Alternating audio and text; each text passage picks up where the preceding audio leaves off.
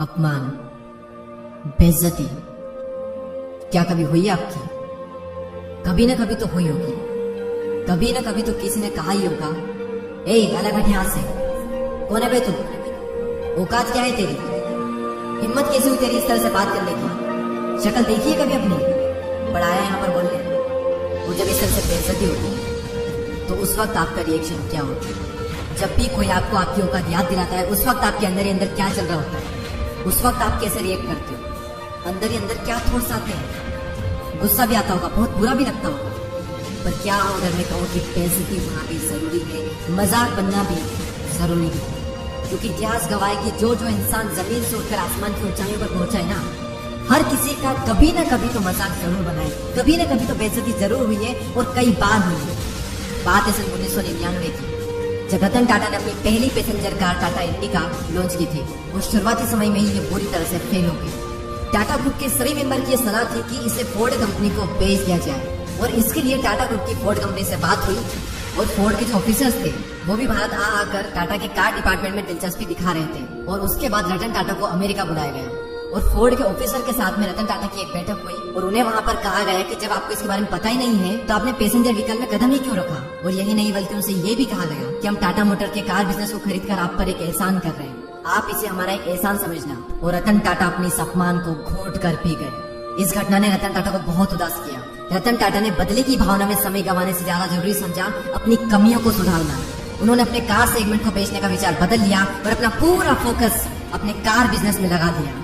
और कहते हैं समय पहिए के समान घूमता है, और इसी तरह से समय पहिए के समान घूमा, और रतन टाटा की मेहनत ने टाटा मोटर्स को सफलता की ऊंचाइयों पर पहुंचा दिया। एक तरफ टाटा ग्रुप की टाटा मोटर्स कामयाब हो रही थी, तो वहीं 2008 में फोर्ड कंपनी दिवालियापन की स्थिति में आ गई थी। और ऐसे में रतन टाटा के पास में एक बहुत ही अच्छा मौका था फोर्ड को नीचा दिखाने का।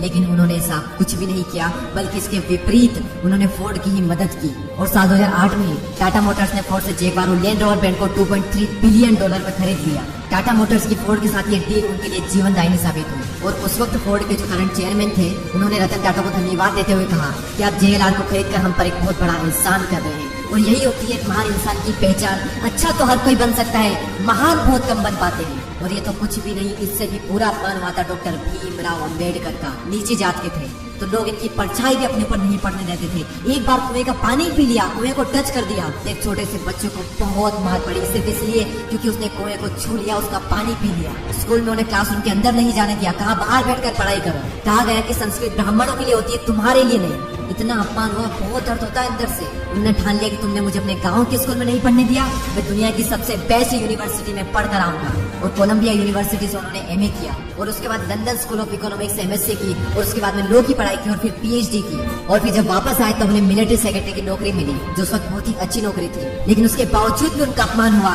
और वो अपमान उनके दिल पर लगा। उन्हें तब भी कुएं का पानी पीने का अधिकार नहीं था। वहाँ का चपरासी तक उन्हें फाइल फेंक कर देता था, कहता था कि गद्दी पर बैठ गया तो क्या हुआ, है तो अभी भी निचली जात का ना। बस उन्होंने भी इसी अपमान को घोट करके पी लिया, और भारत का संविधान लिख दिया, और अपना हक पा कर रहे। और अपना हक तो पाया ही, साथ साथ निचली जाति के लोगों को भी उनका अपना हक दिलाया। मेरे कहा था अपमान जरूरी है, बेइज्जती से ही बदलाव आता है। अंग्रेजों ने एक बार गांधी जी को ट्रेन से धक्के मार कर बाहर निकाल दिया था, बहुत बेइज्जती हुई थी। उनसे कहा गया था कि तुम काले इंडियंस डिजर्व नहीं करते हमारे ट्रेन में बैठना।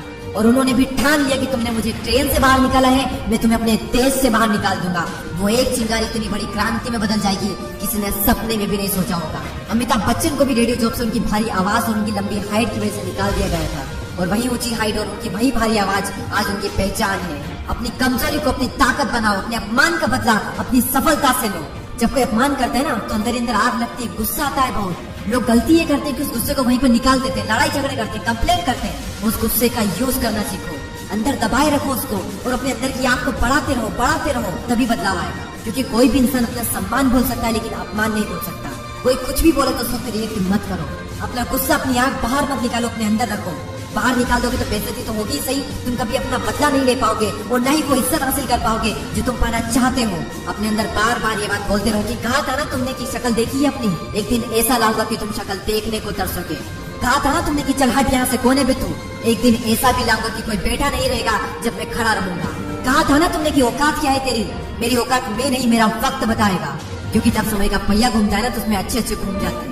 और बार बार अपने अंदर ये बात दोहराते रहे कि ठुकराया है जिन्होंने मुझे मेरा समय देखकर, वादा है मेरा एक दिन ऐसा भी समय लाऊंगा कि मिलना पड़ेगा उन लोगों को मुझसे, मेरा समय लेकर। और मैंने इस वीडियो में जो आपका एग्जाम्पल बताए हैं, रतन टाटा, डॉक्टर भीमराव अम्बेडकर, महात्मा गांधी, अमिताभ बच्चन और ना जाने से कितने लोग हैं जो हमें बताते हैं कि जिंदगी वो नहीं है जो हमें मिलती है, बल्कि जिंदगी तो वो है जो हम बनाते हैं।